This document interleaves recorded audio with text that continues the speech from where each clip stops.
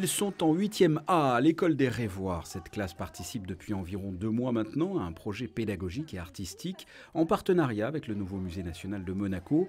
Objectif, rendre hommage à l'artiste Denis Morog, peintre, sculpteur, graveur français né en 1922 et décédé en 2003 à l'âge de 81 ans. Les façades de l'établissement ont été réalisées par ses soins il y a 30 ans. Pour ses élèves, le travail a commencé au mois de mars. Aujourd'hui, on va faire un moule pour votre village, la semaine prochaine pour le plâtre. Donc ici, j'ai mis un carton. Ce carton, ici, il y a une ligne, il mesure 65 par 50 cm. Ça s'appelle un format raisin. Et dans ce format raisin, on va rouler l'argile. Ça va être la base de notre moule. Donc vous avez ici du bois. Alors pourquoi j'aurais mis du bois ici? Pour ne pas dépasser, exactement. Et aussi donner l'épaisseur de mon argile. Je vais prendre cet outil, il est très pratique, qui est un manche à balai. Et je vais rouler l'argile, d'accord? Travail artistique et travail d'équipe aussi. Les élèves vont aplatir, tasser, tester différentes formes avant de s'arrêter sur un choix. Et tous les supports sont bons, bouchons de bouteilles, pots de yaourt et même morceaux de tuyaux. Dans un premier temps, ils sont venus à la Villa Saubert pour découvrir le travail de Denis Morog, pour en discuter ensemble, pour introduire un peu l'idée de ce workshop. Et là, aujourd'hui, ils mettent les mains dedans, c'est le cas de le dire, puisque ils ont chacun, par groupe de 3, 10 kg d'argile à commencer à mouler, de sorte à pouvoir réaliser les moulages de leurs bas-reliefs qu'ils réaliseront pour la présentation finale. C'est une belle opportunité aussi pour nous, le nouveau musée national de Monaco, de venir à l'école. De revenir à l'école et de réaliser une série de projets qu'on souhaite réaliser davantage en milieu scolaire. C'est important de faire venir les enfants dans le musée, mais c'est aussi important que le musée rentre à l'école. En fait, alors Stevie, celui-là c'est le nôtre, lui c'est le nôtre, comme vous voyez, et donc il faudra faire comme ça, non?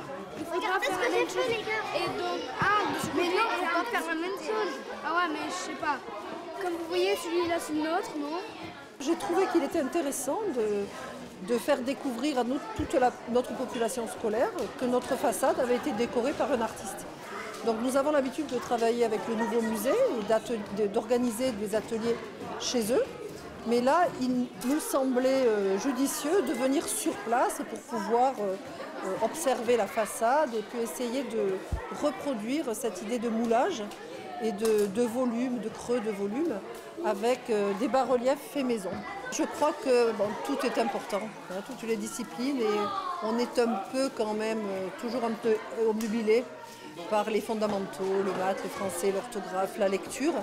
Mais pourtant, il est important qu'ils découvrent autre chose, qu'ils travaillent dans d'autres dimensions, parce que certains élèves se révèlent dans des séances comme ça. Deuxième séance de ce workshop, nous sommes au mois d'avril et l'ambiance est toujours à la fois artistique et studieuse. La concentration et le plaisir figurent au programme. Et donc, c'est ce que j'avais fait. Donc mon plâtre était coulé comme ça, sur toute la surface. Moi, j'avais fait une toute petite surface. Plusieurs étapes ont donc rythmé la réalisation de ces plaques, 8 au total. Vous le voyez, le travail a ensuite au mois de mai été dévoilé. On aimait bien son art et du coup on a voulu faire pareil parce que ça nous a donné une bonne idée, parce que quand on est allé à la Villa Saubert, on a vu et ça nous a donné une idée. On est allé à la Villa Saubert et ils nous avaient proposé cet atelier, donc on a dit oui pour faire, parce qu'on adore, parce qu'on voulait bien faire un atelier. Là c'est la lune, les étoiles et ici on a essayé de faire la terre. Comment vous avez fait ça? Avec des seaux, un seau, des bouchons, des fonds de bouteille et des yaourts. On a utilisé là des bouchons en liège, des baguettes chinoises, des emballages de capsules, des tuyaux, un peu de tout. Bas-relief, voici le titre de l'exposition Hommage à Denis Morog. Les parents ont été conviés lors de ce vernissage. Explications, éclairage, grâce à un jeu de questions-réponses. Ces parents ont pu en savoir plus sur cet artiste et ses façades devant lesquelles il passe chaque jour. Un hommage en chanson a également été rendu. En rentrant chez moi, j'étais tout enchanté.